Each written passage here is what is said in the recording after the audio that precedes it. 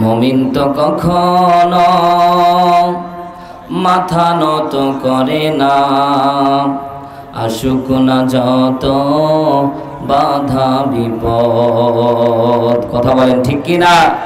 মুমিন একমাত্র ভয় পায় কাকে? আরো জোরে বলেন কাকে? একমাত্র আল্লাহ ছাড়া মুমিন কাউকে ভয়। মুমিন তো কখনো মাথা নত করে না, আসুক না যত বাধা বিপদ, আসুক না যত ঝড় যতই বিপদ,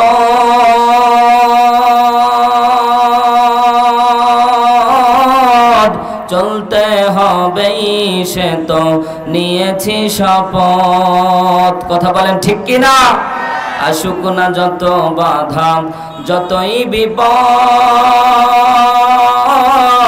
চলতে হবেই সে তো নিয়েছি শপথ। চাই না এ দুনিয়ার সব সুখ সম্ভার, চাই শুধু জান্নাত পরপারে। মুমিন তো কখনো মাথা নত করে না, আসুক না যত বাধা বিপদ। দুনিয়ার আদালতে হয় যদি ফাঁসি, দেখবে সদাই মুখে সুখের হাসি। হামজার মতো করে জীবন বিলাই সে তো জান্নাত পেতে চাই পরপারে। মুমিন তো কখনো মাথা নত করে না, আসুক না যত বাধা বিপদ। আল্লাহ কবুল করুন, বলেন আমিন। রাজারামপুর ও ভাটপাড়া যুব সমাজের উদ্যোগে 2 দিনব্যাপী আজকের শেষ রজনীর আজকের এই মুতাবাররাক মাহফিলের মুআজ্জাজ সম্মানিত সভাপতি, আমাদের দিনাজপুরের সকল আলেমের কলিজার টুকরা হযরতুল আল্লাম হযরত মাওলানা মতিউর রহমান কাসিমি সাহেব, দোয়া করি আল্লাহ তাআলা হুজুরের নেক হায়াতে বারাকা দান করুন, বলেন আমিন। এছাড়াও প্রধান অতিথি জনাব মোহাম্মদ মমিনুল ইসলাম, এছাড়াও আমন্ত্রিত অতিথিবৃন্দ,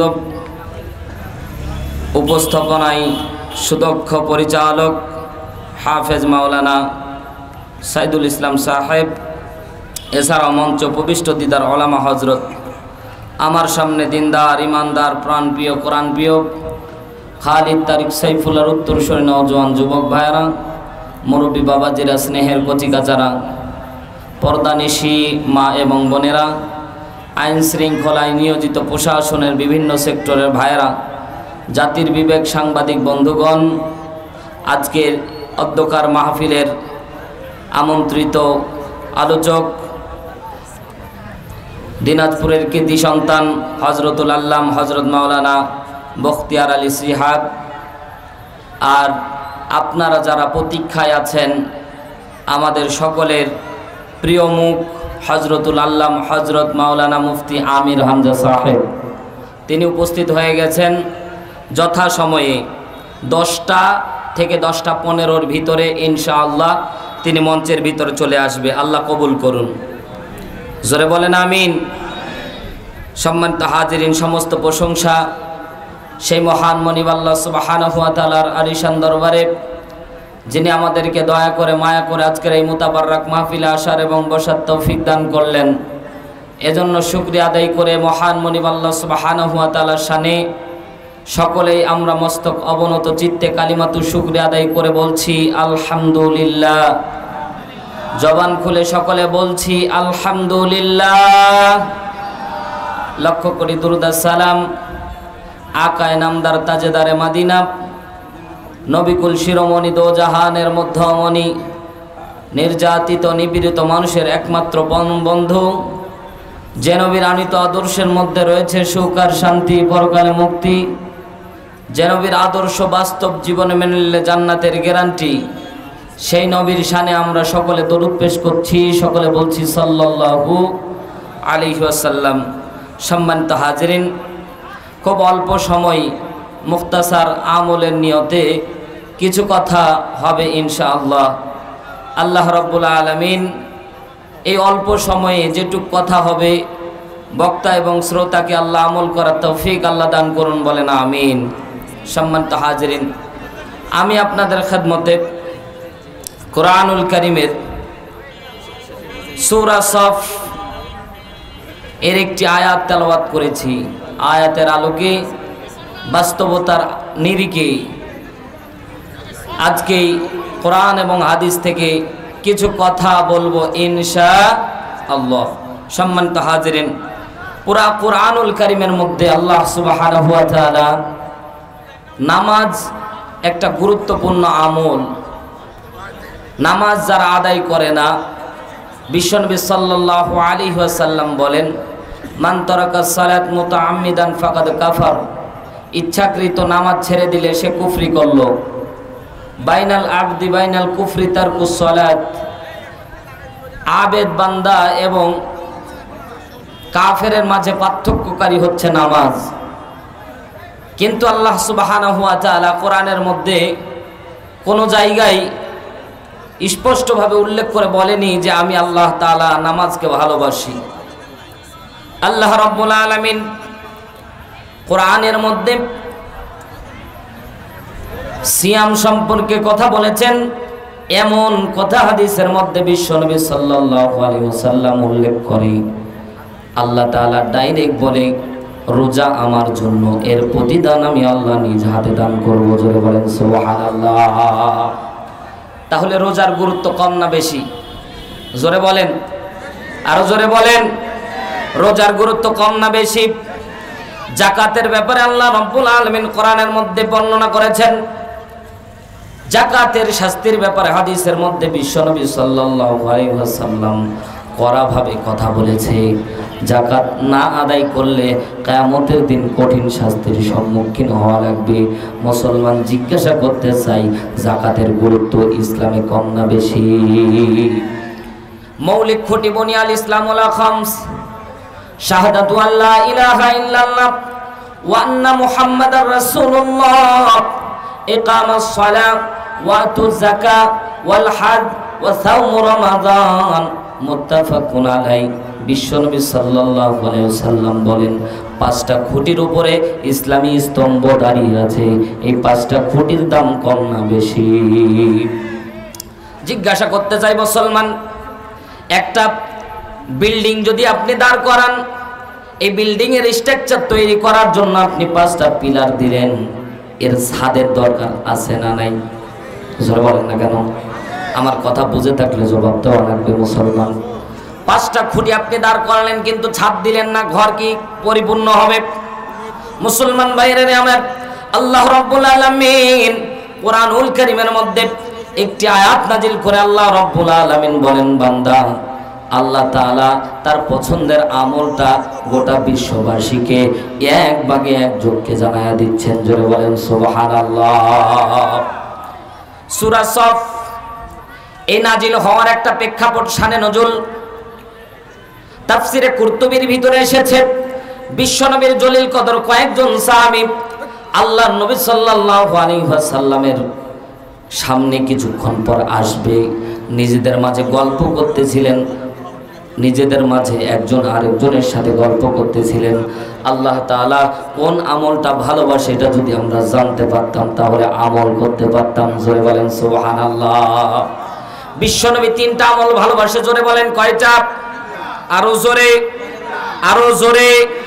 বিশ্বনবী 1 নাম্বার সালাত ভালোবাসতেন। জোরে বলেন কি? নামাজ ভালোবাসতেন। 2 নাম্বার বিশ্বনবী সুগন্ধি ভালোবাসতেন। 3 নাম্বার বিশ্বনবী কন্যা সন্তান ভালোবাসতেন। জোরে বলেন না সুবহানাল্লাহ। আল্লাহর নবী 3টা জিনিস ভালোবাসতেন। ও মুসলমান, বিশ্বনবী সাল্লাল্লাহু আলাইহি ওয়াসাল্লামের সাথে মিল রেখে যারা এই 3টা জিনিস ভালোবাসবে, বিশ্বনবী সাল্লাল্লাহু আলাইহি ওয়াসাল্লামের সাথে এই আমল করার কারণে আল্লাহর নবীর সাথে জান্নাতের মধ্যে যাবে। জোরে বলেন সুবহানাল্লাহ। সাহাবীরা একজন আরেকজনকে বলতেছেন, আমরা নবীর পছন্দের আমল জানি, আমলও করতে পারি, কিন্তু আমরা যদি আল্লাহর পছন্দের আমল জানতে পারতাম তাহলে আমরা আমল করতে পারতাম। আল্লাহ সুবহানাহু ওয়া তাআলা তাদের মনের অব্যক্ত কথাগুলি প্রকাশ করার জন্য তাদের মনের কথাগুলিকে আল্লাহ রাব্বুল আলামিন কনভার্ট করে বিশ্বনবীর কানের মধ্যে সূরাতুস সফ নাজিল করে জানিয়ে দিয়েছে। যারা বলেন সুবহানাল্লাহ। সম্মানিত ভাইরা আমার, গভীর মনোযোগ দেন।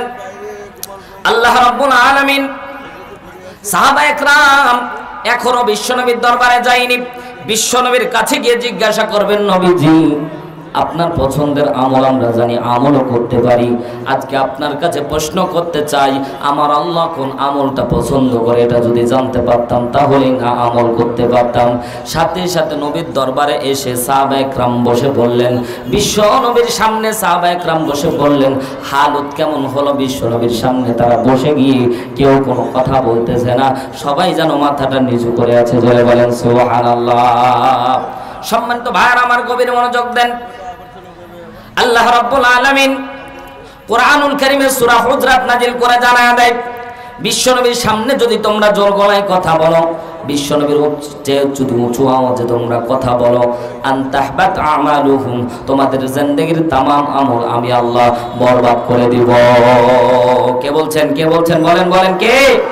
আরো জোরে বলেন কে? বিশ্বনবীর সামনে ভয়ে অনেক সাহাবী কথা বলতেন না, আমল বিনষ্ট হওয়ার কারণে বিশ্বনবীর সাহাবীরা বসে বললেন, আল্লাহর নবী মনে মনে চিন্তা করলেন, এ সাহাবীরা তোমরা কি জন্য এখানে বসে আছো? এইরকম চিন্তাধারা বিশ্বনবীর আসতেছে। সাহাবীদেরকে জিজ্ঞাসা করবে, সাহাবীরা তোমরা কি কারণে এসেছো, তোমরা কি বলতে পারো? বিশ্বনবী এমন প্রশ্ন করতে যাবে, এমন সময় জিবরাইল আলাইহিস সালাতু ওয়াস সালাম সূরা সফের 14টি আয়াত একসঙ্গে নাজিল করে দিয়েছে। জোরে বলেন সুবহানাল্লাহ। বিশ্বনবীর চেহারা মোবারকের দিকে সাহাবায়ে কেরাম তাকায় দেখলেন, বিশ্বনবীর চেহারা লাল হয়ে গেছে, কপাল মোবারক ঘেমে গেছে, কান মোবারক লতিগুলি লাল হয়ে গেছে। আল্লাহর নবী সাল্লাল্লাহু আলাইহি ওয়াসাল্লামের দিকে দৃষ্টি দেওয়ার পরে সাহাবায়ে কেরামের মনের আকুতি এমন ছিল, সাহাবায়ে কেরাম বলছে আমাদের কেমন জানি ভয় হচ্ছিল আল্লাহর নবীর দিকে তাকাতে। আল্লাহর নবীর ফেসটা এমন পরিবর্তন হয়ে গেছে, চেহারা এমন কষ্টদায়ক হয়ে গেছে। আল্লাহ রাব্বুল আলামিন আসমান থেকে যখন কোরআনুল কারীম নাজিল করত, বিশ্ব নবীর জন্য অনেক ভারটা বহন করতে অনেক কষ্ট লাগতো। জোরে বলেন না, জোরে বলেন সুবহানাল্লাহ। বিশ্ব নবীর উপর কোরআন নাজিল হয়, আল্লাহর নবী যখন সূরা আনফাল নাজিল হয়, কোরআনের ভারত এত বেশি ছিল, সূরা আনফাল যখন যুদ্ধের ময়দানে কিছু আয়াত নাজিল হচ্ছিল, বিশ্বনবী উটের পিঠে ছিলেন, হঠাৎ করে বিশ্বনবী নেমে পড়লেন। সাহাবায়ে কেরাম জিজ্ঞাসা করলেন, ইয়া রাসূলুল্লাহ, ইয়া হাবিবাল্লাহ, আপনি হঠাৎ করে উট থেকে নেমে পড়লেন, কারণটা কি? আল্লাহর নবীর সাথে সাথে বললেন, তোমরা কি খেয়াল করে দেখেছো উটের পা অর্ধেক কোনই পর্যন্ত অর্ধেক পর্যন্ত গেড়ে গিয়েছে। কোরআনের ভারত সহ্য করার মতো ক্ষমতা এই উটেরও নাই। কথা বলেন ঠিক কিনা? সম্মানিত ভাইরা আমার, বিশ্বনবীর উপর যখন ওহী নাজিল হয়ে গেল, সাহাবায়ে কেরাম তাকায় দেখতেছে আল্লাহর নবীর চেহারা লাল হয়ে গেছে, আল্লাহর নবী কপাল মোবারক ঘেমে ঘেমে কপাল মোবারক থেকে ঘাম মোবারক পড়তেছে।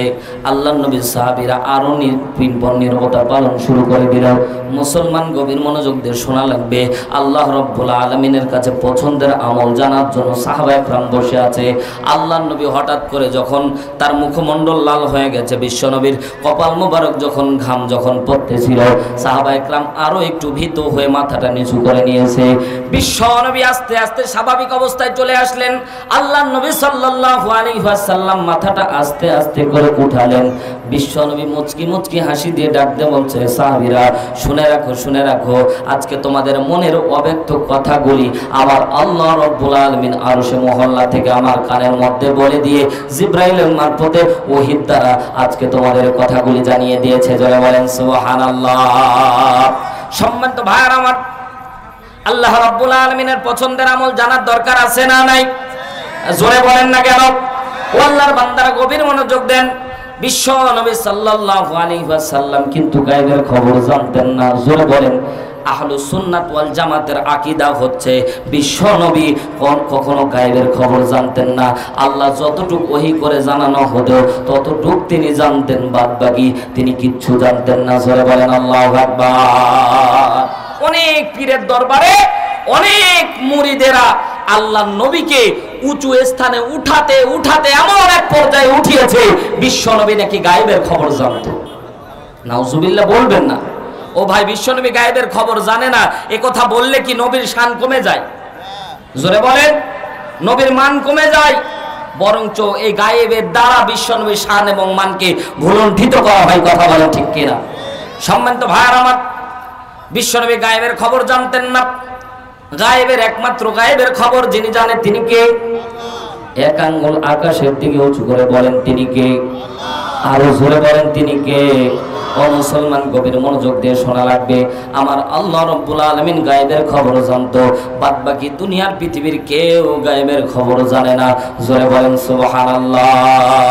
মুসলমান ভাইরা আমার, বিশ্বনবী মুচকি মুচকি হাসি দিয়ে সাহাবা একরামকে বলছেন, সাহাবীরা শুনে রাখো, শুনে রাখো, এই যে তোমরা নিজেদের মাঝে আলাপচারিতার মধ্যে তোমরা নিজেদের মাঝে একজন আরেকজনের কাছে তোমরা অব্যক্ত কথাগুলি তোমরা বলেছিলে, নিজেদের মাঝে তোমাদের কথাগুলি নিয়ে এসেছিলে, আল্লাহ কোন আমলটা পছন্দ করে এটা জানার কথা বলেছিলে। আমার আল্লাহ রাব্বুল আলামিন আসমান থেকে তোমাদের জন্য এমন ওহী নাজিল করে তোমাদের জন্য সুসংবাদ দান করে দিয়েছে। যারা বলেন সুবহানাল্লাহ। বিশ্বনবী সাহাবীরা অনেকটা খুশি হয়ে গেলেন।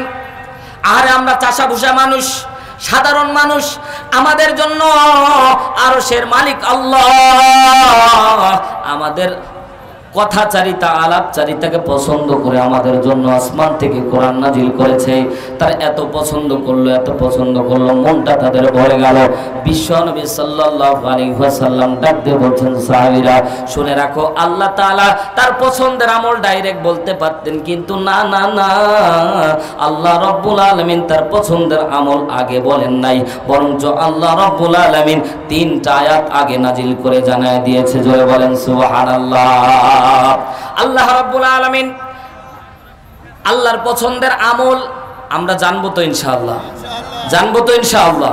আল্লাহর পছন্দের আমল জানার আগে আল্লাহ আরো 3টি আয়াত নাজিল করে বিশ্বনবী বলছেন, সাহাবীরা আল্লাহ রাব্বুল আলামিন দুর্বল ঈমানদার এবং সবল ঈমানদারদেরকে পরীক্ষা করার জন্য আল্লাহ রাব্বুল আলামিন আগে 3টি আয়াত নাজিল করে তোমাদেরকে সতর্ক করে দিচ্ছে।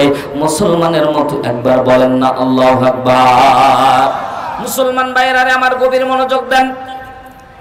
আল্লাহ রাব্বুল আলামিন কোন আমলটি পছন্দ করে, আমলের গুরুত্ব কত, এই আমলটা দরকার কত আমাদের সমাজের ভিতরে একটু খেয়াল করে দেখেন। আল্লাহ সুবহানাহু ওয়া তাআলা স্পষ্টভাবে কোরআনের মধ্যে স্পষ্টভাবে জানায় দেয়। বিশ্বনবী সাহাবীদেরকে বলছেন, সাহাবীরা শুনে রাখো, আল্লাহ রাব্বুল আলামিন প্রথম নাম্বার আয়াত নাজিল করে তোমাদেরকে সতর্ক করে দিচ্ছে। আল্লাহ রাব্বুল আলামিন নিজে তার প্রথম আয়াত নাজিল করে নিজের প্রশংসা আল্লাহ রাব্বুল আলামিন আদায় করতেছে। জোরে বলেন সুবহানাল্লাহ। 1 নম্বর আয়াত আল্লাহর নবী বলছেন, যেহেতু সময় অত্যন্ত অল্প, এজন্য করব না গল্প, অল্প সময়ে আল্লাহর কোরআন থেকে তাফসীর শুনেন। মুসলমান ভাইরা আমার, তাফসীরে কুরতুবী থেকে কথা বলতেছি, কাজাখুরি গল্প না।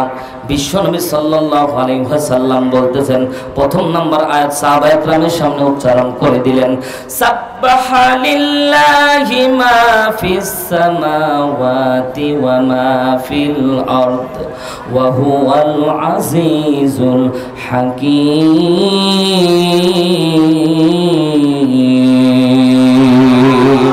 চিৎকার দিয়ে বলতে হবে আল্লাহু আকবার। আরো জোরে 2 হাত আকাশের দিকে উঁচু করে বলেন আল্লাহু আকবার। আল্লাহ রাব্বুল আলামিন বলেন, সাব্বাহা ইউসাব্বিহু ফাহুয়া তাসবিহুন। আমার আল্লাহ ডাকতে বলে, হে বান্দারা, আমি আল্লাহর তাসবিহ পাঠ করে, আমি আল্লাহর তাসবিহ পাঠ করে, সাব্বাহা তাসবিহ পাঠ করে লিল্লাহি কার? আস্তে বলেন, আরো জোরে। আল্লাহ নিজে বলছেন, সাব্বাহা তাসবিহ পাঠ করে লিল্লাহি, আমি আল্লাহর, মা যা ফি মধ্যে সামাওয়াতি আসমান ওয়া মা ফিল আরদ, এবং জমিনের মধ্যে যা কিছু আছে সব কিছু আমি আল্লাহর তাসবিহ পাঠ করে। ওয়া হুয়াল আজিজুল হাকীম। আর তিনি মহাপরাক্রমশীল প্রজ্ঞাময়। জোরে বলেন আল্লাহু আকবার। সম্মানিত ভাইরা আমার, আল্লাহ 1 নম্বর আয়াত নাযিল করে জানায় দিলেন। এই আয়াত পড়ে শেষ করে দিলাম, কিছু বুঝলেন? জবাব দেন, বুঝেছেন? এখন বুঝে নেন। ও আল্লাহর বান্দারা, গভীর মনোযোগ দেন। আল্লাহ 1 নম্বর আয়াত নাযিল করে গোটা বিশ্ববাসীকে জানায় দিচ্ছে, তোমরা যদি আমার তাসবিহ পাঠ করা বাদ দিয়ে দাও, নামাজ পড়া বাদ দিয়ে দাও, রোজা করা বাদ দিয়ে দাও, যাকাত দেওয়া বাদ দিয়ে দাও, আল্লাহর জমিনে আল্লাহর দ্বীন বাস্তবায়নের কাজ করা বাদ দিয়ে দাও, আল্লাহর কসম করে বলি, আল্লাহ তাআলা এই আয়াত দ্বারা বুঝাচ্ছে, বান্দা আমি আল্লাহ রব্বুল আলামিন চালানা পয়সা লাভ এবং ক্ষতি কোনো কিছুই হবে না। চিৎকার দিয়ে বলেন আল্লাহু আকবার। মুসলমান ভাইরা আমার জিজ্ঞাসা করতে চাই, আমরা নামাজ আদায় করি কার জন্য? আরো জোরে বলেন। কিন্তু বেনিফিট কে পাবে? কে পাবে? কে পাবে? কেন আমি বলতে লজ্জা লাগতেছে নাকি? আমি শব্দটা বলতে লজ্জা লাগে? আমি বললে আল্লাহর সাথে সম্পর্ক বাড়বে না কমবে? জোরে বলেন। ইবাদত করতে হবে কার? বেনিফিট পাবো কে? আরো জোরে। ইবাদত করব কার? বেনিফিট পাবো কে? প্রশংসা হবে কার? লাভ হবে কার? সম্মানিত ভাইরা আমার, একটা জায়গায় মানুষের বেনিফিট নিজে পাই, কিন্তু ভাই আমাদের সমাজের নিয়ম কিন্তু উল্টা। আজকে যদি মানুষজন এই রাস্তা দিয়ে যায় আর জিজ্ঞাসা করে দ্বিতীয় বক্তার ওয়াজ ভালো ছিল, তাহলে আমার লাভ, ঠিক না? কথা বলেন না কেন ভাই? যদি আপনারা যান আর আমার প্রশংসা করেন, আমার লাভ। চেয়ারম্যানের প্রশংসা করলে এলাকার মধ্যে চেয়ারম্যানের লাভ, এমপির প্রশংসা করলে এমপির লাভ, প্রধানমন্ত্রীর প্রশংসা করলে প্রধানমন্ত্রীর লাভ হয়। ও মুসলমান, জিজ্ঞাসা করতে চাই, আমার আল্লাহর প্রশংসা করলে আল্লাহর লাভ না লস? আল্লাহ লাভ? কি ওয়াজ শুনতেছেন? আল্লাহ লাভ লস কোনোটাই না। কথা কোন ঠিক কিনা? আল্লাহ বলছে, এ বান্দারা, সাব্বাহা লিল্লাহি মা ফিস সামাওয়াতি ওয়া মা ফিল আরদ ওয়া হুয়াল আজিজুল হাকীম।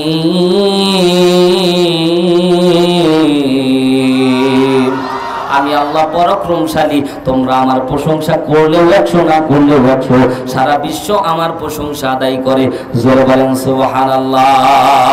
1 নম্বর আয়াত আল্লাহ মুখাপেক্ষী। আল্লাহ ডাকতে বলে, বান্দারা ইবাদত যদি তুমি করো তুমি প্রফিট পাবা, যদি প্রশংসা করো তুমি প্রফিট পাবা। যদি আমি আল্লাহর প্রশংসায় তুমি যদি বাদ দিয়ে দাও, আমি আল্লাহ লাভ নাই লস নাই, বান্দা তুমি লসের ভিতরে পড়বা। কথা বলেন ঠিক কিনা? আল্লাহ রাব্বুল আলামিন বলেন, লা ইন শাকারতুম লা আযীদান্নাকুম ওয়া লা ইন কাফারতুম ইন্না আযাবি লাশাদীদ।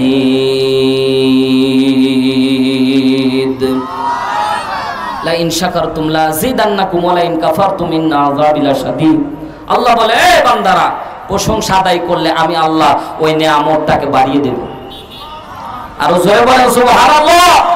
আর যদি তোমরা কুফরি করো, নেয়ামতের অস্বীকৃতি দাও, নেয়ামতের অকৃতজ্ঞ হও, তাহলে জেনে রাখো আমি আল্লাহ তোমাকে ইন্না অবশ্যই লাশাদীদ, কঠিন আযাবের মধ্যে তোমাকে পাকড়াও করা হবে। মুসলমান ভাইরা আমার গভীর মনোযোগ দেন। 1 নম্বর কথা হলো আল্লাহ মুখাপেক্ষী। আল্লাহ কারো মুখাপেক্ষী না। মুসলমান ভাইরা আমার গভীর মনোযোগ দেন। আল্লাহ রাব্বুল আলামিন 1 নম্বর আয়াত নাযিল করে মুসলমানদেরকে 1 নম্বর বললেন, তোমরা যদি আমি আল্লাহর প্রশংসা করো তাও 100, না করলেও 100। 1 নম্বর আয়াতে আল্লাহ মুখাপেক্ষী এটা প্রমাণ করে দিলেন। জোরে বলেন সুবহানাল্লাহ।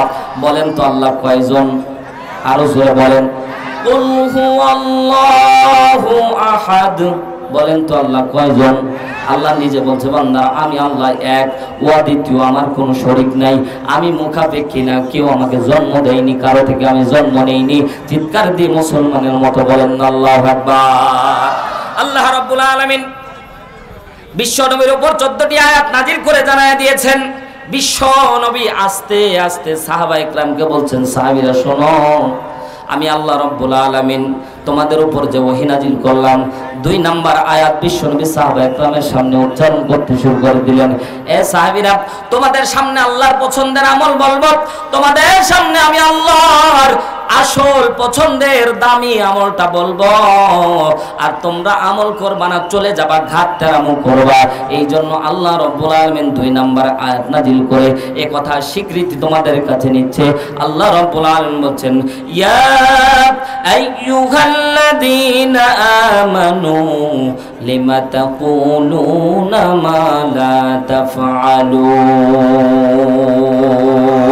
আল্লাহ রাব্বুল আলামিন বলছেন, ইয়া আইয়ুহাল্লাযীনা আমানু, এই যে সামনে যারা বসে আছো এরা ইমানদার ছিল, সাহাবায়ে কেরাম ইমানদার ছিল। আল্লাহ রাব্বুল আলামিন স্পষ্টভাবে জানায়া দেয়, ইয়া আইয়ুহাল্লাযীনা আমানু, লিমা কেন, তাকুলুনা মুজারে সিগা। আল্লাহ বলে সাহাবায়ে কেরাম সামনে বসে আছে, কিয়ামত পর্যন্ত যত মানুষ আসবে সবাইকে আল্লাহ রাব্বুল আলামিন বলেন, লিমা কেন, তাকুলুনা তোমরা মুখ দিয়ে স্বীকার করতেছো, মা লা তাফআলুন, মুখ দিয়ে স্বীকার করতেছো এক আর কাজে করতেছো আরেক। এমন মুসলমান বাংলার ঘরে ঘরে আছে না নাই? কথা বলেন না কেন ভাই? যেদিকে পানি সেদিকে ছাতা নিয়ে দৌড়াই। ও ভাই, সমাজের অবস্থা ভালো না, এই জন্য আল্লাহর জমিনে আল্লাহর দিন বাস্তবায়ন হোক এমন মুসলমান অনেক আছে যারা পাল্টি খেয়ে মুনাফিকের মতো হয়ে। কথা বলেন না কেন ভাই? আল্লাহর বান্দারা গভীর মনোযোগ দিয়ে শুনেন। আল্লাহ বলে, এ বান্দারা জবান দিয়ে এক কথা বলতেছো, অন্তরে আরেক কথা লালন করতেছো, এমন জিনিস, এমন মুনাফিক মার্কা লোককে আমি আল্লাহ পছন্দ করি না। আল্লাহ রাব্বুল আলামিন বলে, আমি আল্লাহ আমার পছন্দের আমল বলবো, কিন্তু পছন্দের আমল মুনাফিকরা করতে পারবে না। পছন্দের আমল যারা করবে তারা হলো ইমানদার। জোরে বলেন সুবহানাল্লাহ। 2 নাম্বার আয়াত নাযিল করে আল্লাহ রাব্বুল আলামিন স্পষ্ট ভাবে জানায় দেয়, এই ইমানদার বান্দারা শুনে রাখো। আল্লাহ রাব্বুল আলামিন বলছেন, লিমা কেন তাকুলুনা, তোমরা বলছো এবং বলবে, লিমা তাকুলুনা কেন তোমরা বলছো এবং বলবে, মা লা তাফআলুন কেন তোমরা করছো এবং করবে। কিয়ামত পর্যন্ত অনেক মানুষ আছে মুখ দিয়ে বলে এক কথা, কাজ করে আরেক কথা। কথা বলেন ঠিক কিনা? মুখ আর জবান, জবান আর অন্তর দুইটাই এক না হওয়া পর্যন্ত মুমিন দাবি করা যায় না। কথা বলেন ঠিক কিনা? আমরা মুখ দিয়ে বলি একটা, করি। জোরে বলেন। অনেক আল্লাহর বান্দা আছে, দাড়িতে কম নাই, টুপিতে কম নাই, পাগড়িতে কম নাই, পাঞ্জাবিতে কম নাই, কিন্তু গাছের গোড়া শিকড় কেটে দিয়ে আগাতে পানি ঢালে। জোরে বলেন না কেন ভাই? গাছের গোড়া শিকড় কেটে দিয়ে যদি আপনি চাইনা থেকে দামি মেশিন এনে সারাদিন পানি দেন, বলেন তো তার জমিন ওই গাছটি বাঁচানো যাবে? যেমনি ভাবে শিকড় কেটে দিয়ে গাছের মধ্যে সারা জীবন পানি দিলে গাছ বাঁচানো সম্ভব হবে না। আল্লাহর জমিনে আল্লাহর দিন বাস্তবায়নের কাজ যারা করবে না, আল্লাহ রাব্বুল আলামিন বলেন তাদের কোনো আমল আমি আল্লাহ গ্রহণ করব না। মুসলমান ভাইরা আমার, এই জায়গায় আমরা মাথাটা নিচু করে দিয়ে পাশ কাটায়া আমরা বাইম মাছের মতো কাদার ভিতর দিয়ে সুলসুল করে চলে যাই। কথা বলেন না কেন ভাই? মুসলমান ভাইরা আমার, কথাগুলি বোঝার চেষ্টা করেন। আল্লাহ রাব্বুল আলামিন 3 নম্বর আয়াত নাযিল করে জানায়া দিচ্ছেন, ও ভাই, ঘড়ির কাঁটা খুব দ্রুত বেগে চলতেছে, 9:57 বেজে গেছে। এই জন্য টাইমের দিকে লক্ষ্য করে আমি খুব দ্রুত কথাগুলি বলার চেষ্টা করতেছি। উদাহরণ টেনে নিয়ে আসলে আরো মজা লাগতো, কিন্তু মজার ব্যাপার হলো আল্লাহ রাব্বুল আলামিন 2 নম্বর আয়াত নাযিল করে মুসলমানদেরকে বলছে, ও মুসলমানেরা শুনে রাখো, আমি আল্লাহ রাব্বুল আলামিন তোমাদেরকে স্পষ্টভাবে তোমাদেরকে জানায়া দিচ্ছি, মুসলমান, তোমাদের মুখে যা থাকবে অন্তরে তাই থাকা লাগবে। মুখে যা বলো অন্তরে তাই যদি না করো, তোমাদের মতো মুনাফিক আর কেউ থাকবে না। কথা বলেন ঠিক কিনা? মুসলমান ভাইরা আমার, আল্লাহ 3 নম্বর আয়াত নাযিল করে জানায়া দিচ্ছেন, কাবুরা মাকতাম ইনদাল্লাহি আন তাকুলু মা লা তাফআলুন।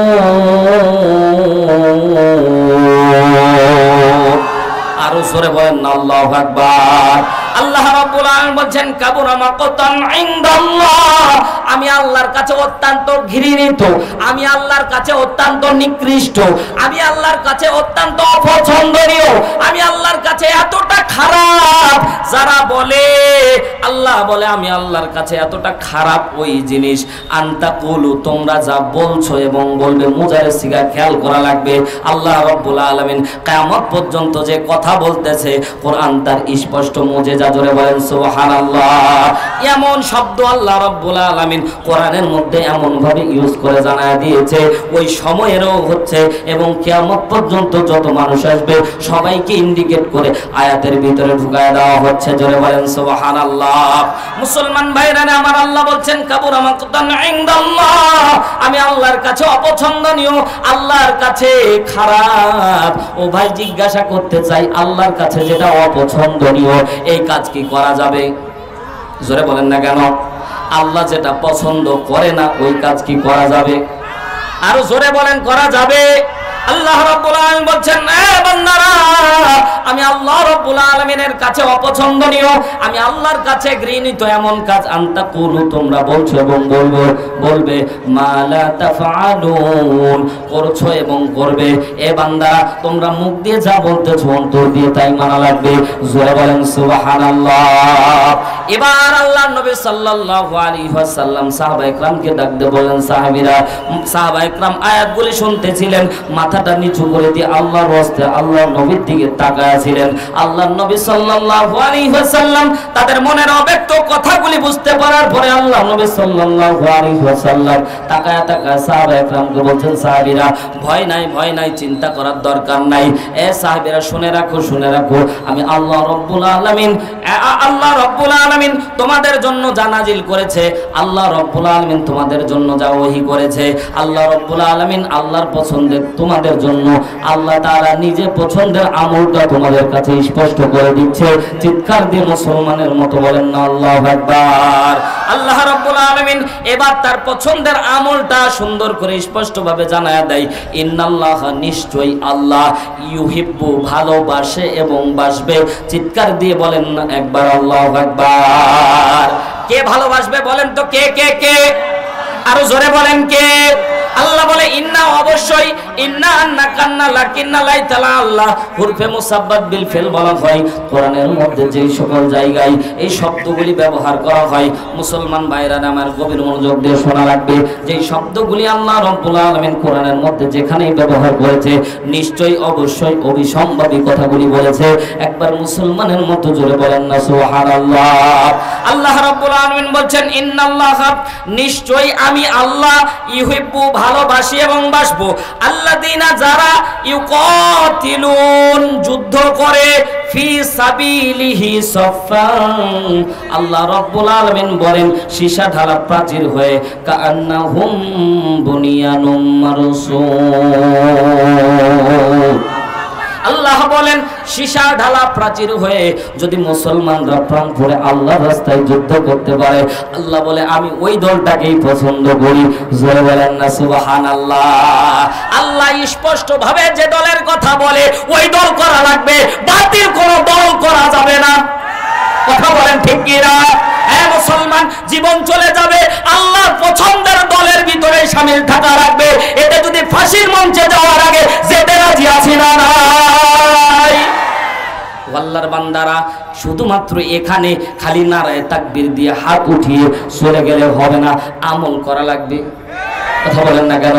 যদি আমল না করেন, ওই যে 2 নাম্বার আয়াতে আল্লাহ বলছে, এ বান্দারা আমার কাছে সবচেয়ে নিকৃষ্ট, আমার কাছে সবচেয়ে ঘৃণিত, যারা বলে কিন্তু করে না, বলে চলে গেলেন আর বাইরে যায় বলছেন হুজুর যা বলে তাই কি করা লাগবে, এমন যদি বলেন আপনার মতো মুনাফিক আর একটাও নাই। কথা বলেন ঠিক কি না? আল্লাহ রাব্বুল আলামিন বলছে আমি আল্লাহ একটা দল পছন্দ করি, যে দল আমার রাস্তায় প্রাণপণে যুদ্ধ করে। মুসলমান, জিজ্ঞাসা করতে চাই সে দল বাংলাদেশে আছে না নাই? এক কথা বলেন না কেন, আছে না নাই? ও ভাই, দলদারি করার জন্য আসিনি, একটা দল আল্লাহর জমিনে আল্লাহর দ্বীন বাস্তবায়নের জন্য সারা জীবন কাজ করবে, সেটাই হচ্ছে হিজবুল্লাহ, আল্লাহর দল। কথা বলেন ঠিক কি না? হ্যাঁ মুসলমান, এই দলের পরিচয় আপনাদেরকে দেই, এই দলের সিম্পটম আপনাদেরকে দেই। খেয়াল করে দেখবেন, একটা জনসমুদ্রের মধ্যে, একটা আয়োজনের মধ্যে যদি আপনি যান, দেখবেন সেখানে টাকা দেওয়া হয়।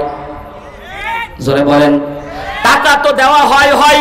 2 নাম্বার কথা হলো, বিরিয়ানির প্যাকেট যদি কম হয়, ভাই চিন্তা করে দেখলাম বিরিয়ানির প্যাকেট একজন পেয়েছে, 2 জন পায়নি, মারামারি করে 3 জন হাসপাতালে।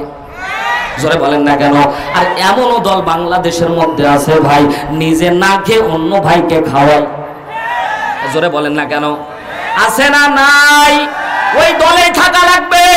যতই কথা বলো, যেদিকে ঘোরাও না কেন, আল্লাহর জমিনে আল্লাহর দিন বাস্তবায়নের কাজে যদি তুমি অংশগ্রহণ করো তাহলে তোমার কপাল খুলে যাবে, আর যদি না করো আল্লাহর জমিনে আল্লাহর দিন বাস্তবায়ন হবে কিন্তু তুমি মুনাফিক হয়ে মরবা। সম্মানিত ভাইরা আমার, আল্লাহর জমিনে আল্লাহর দিন বাস্তবায়নের জন্য কাজ করার দরকার আছে না নাই? জিহাদ মানে সংকল্প, আর কি শুনবে তা বলবো, শহীদের ক্ষণে লেখা একটি যে নাম, জিহাদ মানেই সেই গল্প। কথা বলে ঠিক কিনা? জিহাদ মানে সংকল্প, আর কি শুনবে তা বলবো, শহীদের ক্ষণে লেখা একটি যে নাম, জিহাদ মানেই সেই গল্প। আল জিহাদের ঝান্ডা হাতে ছুটে চলা হাতিমের রাতে, আল জিহাদের ঝান্ডা হাতে ছুটে চলা হাতিমের রাতে, মারিয়ে চলা সে পথ ধরে আমরা সবাই চলব, শহীদের ক্ষণে লেখা একটি যে নাম, জিহাদ মানেই সেই গল্প, শহীদের ক্ষণে লেখা একটি যে নাম, জিহাদ মানেই সেই গল্প। কথা বলেন ঠিক কিনা? মুসলমান ভাইরা আমার, আল্লাহ রাব্বুল আলামিন পছন্দের আমল মুসলমানদেরকে স্পষ্টভাবে জানায় দিলেন। এ মুসলমান, তারপরও জানার পরেও যারা আমল করবে না, আল্লাহ রাব্বুল আলামিন তাদেরকে মাফও করবে না। কথা বলেন ঠিক কিনা? মুসলমান, আল্লাহ কেন সীসাডালা প্রাচীর হওয়ার কথা বললেন? এবার মজার ব্যাপার দেখেন, আল্লাহ এমনি এমনি কথা বলেনি। তাফসীরে কাবীরের ভিতরে এসেছে, বিশ্বনবী সাল্লাল্লাহু আলাইহি ওয়াসাল্লাম উল্লেখ করে বলতেছেন, এ সাহাবীরা শুনে রাখো, কান্নাহুম বুনিয়ানুম মারসুস, এটা কি তোমরা চিনো, এটা কি তোমরা বুঝো? বুঝানোর জন্য বিশ্বনবী বলতেছেন, তোমরা যদি তাকায়া দেখো, এখানে যদি বিশাল বড় একটা প্রাচীর তৈরি করে দেওয়া হয়, মুসলমান জিজ্ঞাসা করি, প্রাচীরের মধ্যে যদি আপনি ফুটবল আঘাত করেন, এই ফুটবল কি পিছনে যাবে? বুঝে থাকলে জবাব দেন, পিছনে যাবে। কি হবে? জোরে বলেন, আরো জোরে। সামনে চলে আসবে। কথা বলেন ঠিক কিনা? নিউটনের দ্বিতীয় নাম্বার সূত্র অনুযায়ী যে বস্তু যত বেগে যায় তার দ্বিগুণ বেগে ফিরে আসে। কথা বলেন ঠিক কিনা? মুসলমান ভাইরারে আমার, আল্লাহ রাব্বুল আলামিন ওই কথাটাই বোঝাচ্ছে, এই ইমানদাররা শুনে রাখো, তোমরা যদি একটা সীসা ঢালা প্রাচীর মতো তৈরি হতা, তাহলে নাস্তিক মুরতাদ ইহুদি খ্রিস্টানেরা তোমাদেরকে নিয়ে কোনোদিন কটূক্তি করতে পারতো না। ফরিদপুরে আমার মুসলমানদেরকে হিন্দুরা মারতে পারতো না। কথা বলেন ঠিক কিনা? আমার মুসলমান 90% মুসলমানের দেশে আমার মুসলমানদেরকে কুপিয়ে কুপিয়ে হত্যা করে, আর আমরা দিনাজপুরের মধ্যে বসে থাকি, এটা হতে পারে? কথা বলেন ঠিক কিনা? অন্তত প্রতিবাদী মিছিল আমাদের বের করার দরকার ছিল। কথা বলেন ঠিক কিনা?